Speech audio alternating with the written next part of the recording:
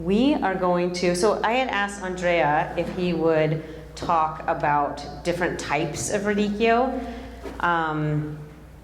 I feel like, and I want to apologize if people are like, oh, this is so elementary, we already know about this, Lane, but I feel like for consumers, we really need to understand, like explain to them that there are all these different types of radicchio. As we know, we see the one all over the grocery stores, Chioggia, the round one, and there's different varieties of those. So anyway, there's just a lot to understand. So we're gonna show you just a couple of slides to kind of introduce this. And then Andrea is gonna go through each different type in more depth. Okay, so this is also in your radicchio zine. And please, if you guys, anybody can just like email me or come up to me at this or anything and give me your feedback on this, like, hey, I think this can be improved in this way, or I think this also needs to be added, please tell me, because we're just trying to do the best that we can to bring this information, not just to you guys, but for you guys to give to consumers as well, right? So we wanted to start with just an introduction into the species in which radicchio is in. And that is in the family Asteraceae, and is the genus Chicorium. And then within Chicorium, there's multiple species, but the two that we're most concerned about that we want to talk about today, and that will be at the Sagra. Also, anybody can correct me if I'm wrong, please. Just let me know. There is Chicorium intybus, and then also Endivia. So with the intybus, that is what we call radicchio, right? All the different types that we're going to talk about. It is also the root chicory that is used like in coffee. And also, confusingly, is Brian Campbell's favorite, Belgian endive, which is an endive. It's not in the Endivia species, it's in the intybus, but that is in Chicorium intybus. And then we have Endivia, which includes escarole and frisee.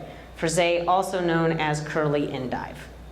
Okay, so there is going to be a table, just so you know, at the Sagra, there's going to be a table for all these different types, which we're going to talk about next.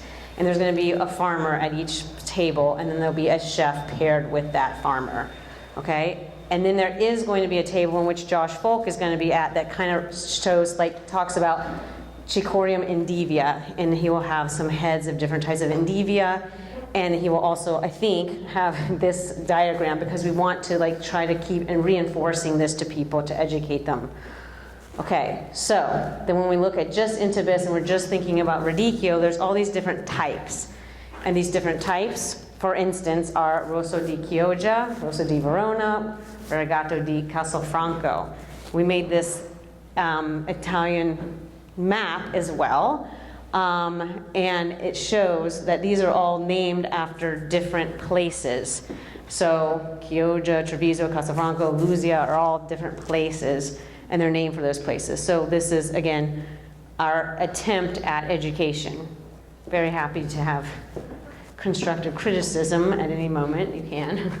Okay, so that's the different types. And I've read, we just kind of made up that word, I feel like, because we didn't know, and I just read a new article that came out this year with someone that Andrea worked, and they called them biotypes. So I was like, okay, cool, because I couldn't find what you call these categories. Mm-hmm. So, and then within each type, there are varieties. I know that you guys know this as farmers, but you know that consumers don't know this. And so there are varieties that are typically and supposed to be in single quote marks, like Leonardo, Costa Rosa. This one, that means freckles, and I don't know how to pronounce it, which gets to our next. Lentiggini. There you go. Okay. Okay, so this was our attempt to kind of explain, like, these are the different types of radicchio. These are the places that they are from and what they look like. And then this little blurb at the bottom that has other types of chicory, which is a bit confusing. We probably do need to update because there are some intybus in there, like Sugarloaf and Puntarelle, but those are just, hey, here's some other things. And then that to other types of chicory is just to kind of further talk about this. So there's that. We have the maps available if you would want to take any with you. Welcome to that. And then I'm going to go to the next slide. Do you have anything to say? Sorry.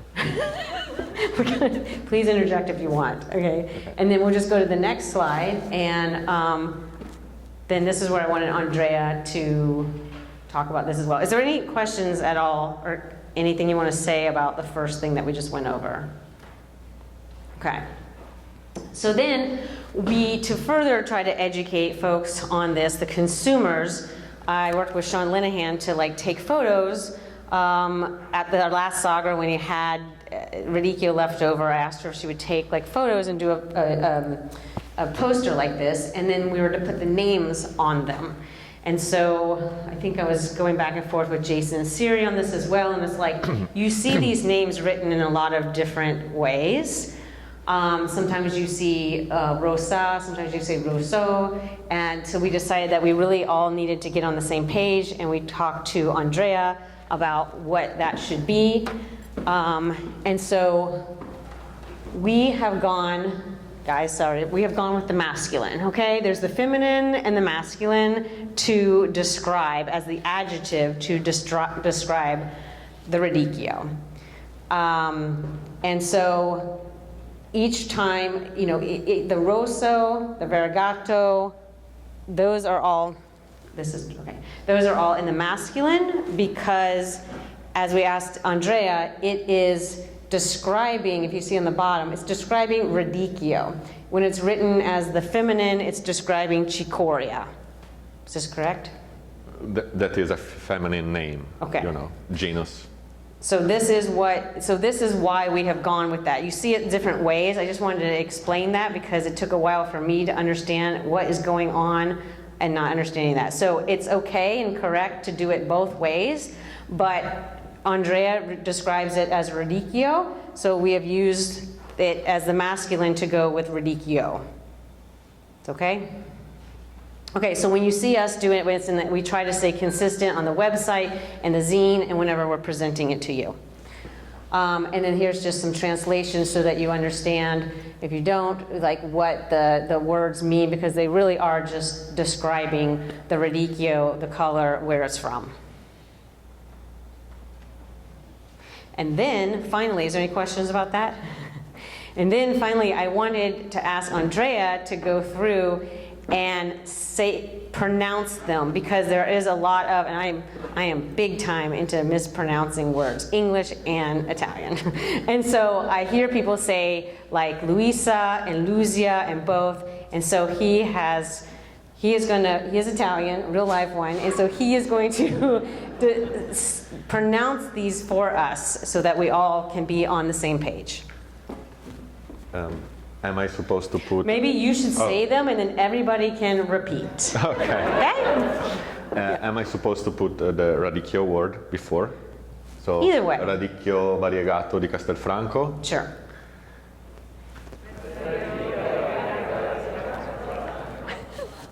Bene, molto bene. Radicchio rosso di Chioggia.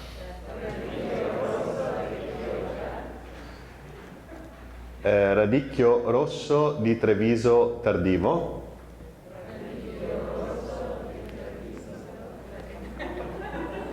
Radicchio rosa del Veneto. Radicchio variegato di Lusia. Radicchio rosso di Verona. Radicchio rosso di Treviso Precoce.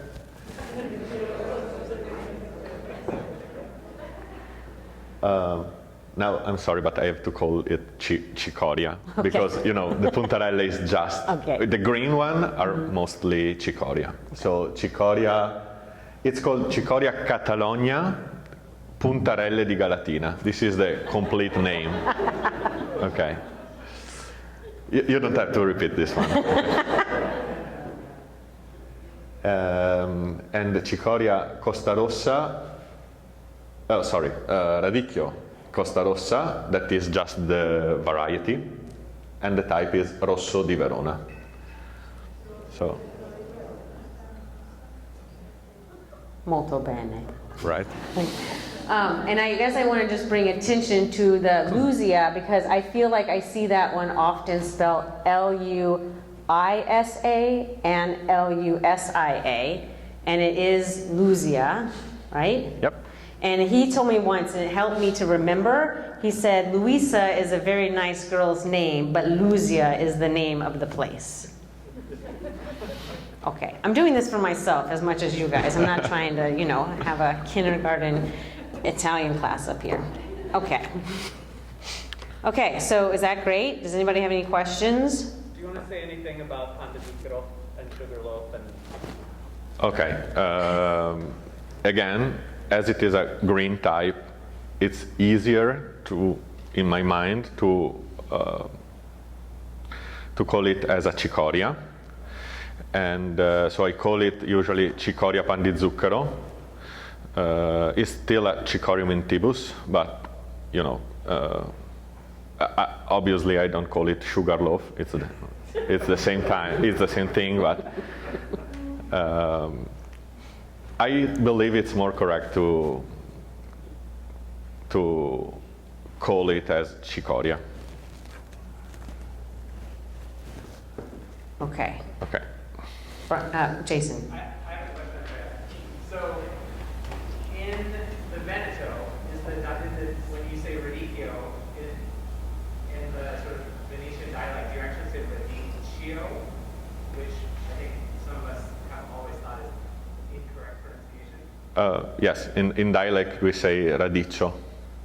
Yeah, you don't almost feel the final I because we cut it down, but it's radicchio with one D, just one D. Okay. Good. That comes from, you know, the root, because we call root radice, and it's such an important part of this plant. As you saw from Andrea's presentation, I guess much more than the upper part. So probably that's why we call it, because the root is such an important part of this plant.